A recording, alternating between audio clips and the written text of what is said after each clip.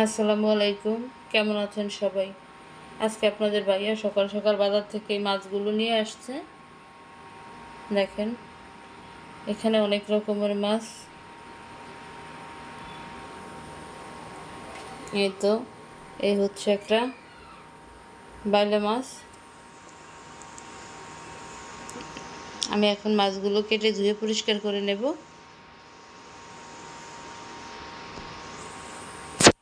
এই তো, সবগুলো মাছ আমি কেটে ধুয়ে পরিষ্কার করে নিয়েছি। তো সবগুলো মাছ তো আমি রান্না করব না, এই জন্য আমি বেলে মাছটা নিয়ে নিয়েছি, আর সাথে কিছু চিংড়ি মাছও নিয়েছি। তো মাছটা এখন রান্না করব। মাছ রান্না করার জন্য আমি চুলাতে কড়াই বসিয়ে দিয়েছি, সাথে আমি পেঁয়াজও দিয়ে দিয়েছি। এখন দিয়ে দেবো পরিমাণ মতো তেল। এই তো, আমি পেঁয়াজটা আরো কিছুক্ষণ ভেজে নেব।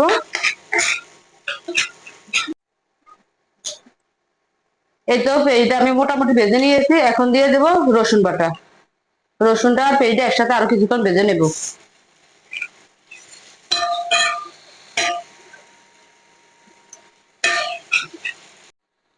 এই তো, পেঁয়াজ রসুন একদম সুন্দরভাবে ভাজা ভাজা হয়ে গেছে।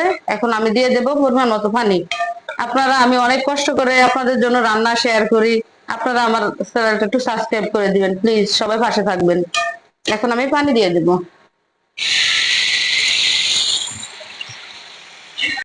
এখন দিয়ে দেবো হলুদের গুঁড়ো, মরিচের গুঁড়ো,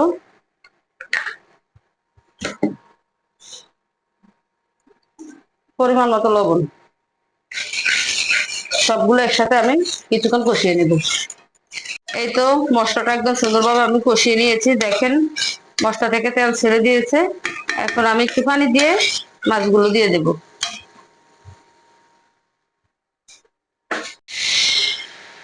পানিটা একটু বলক আসলে মাছটা আমি দিয়ে দেব।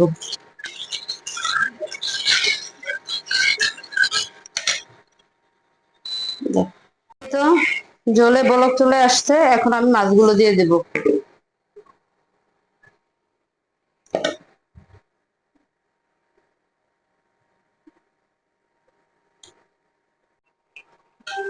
এই তো, মাছগুলো সব আমি দিয়ে দিয়েছি।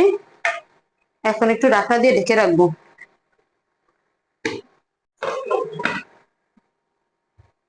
এই তো, কিছুটা সময় হয়ে গেছে। এখন আমি মাছটা একটু উল্টিয়ে দেব।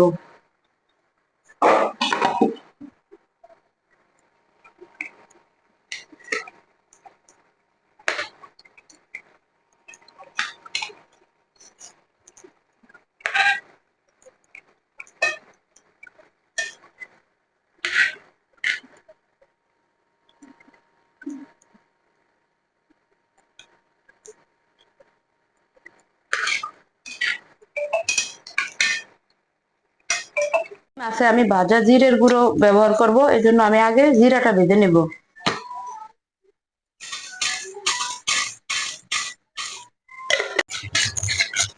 এই তো, জিরাটা ভাজা হয়ে গেছে। এখন আমি নামিয়ে নিব।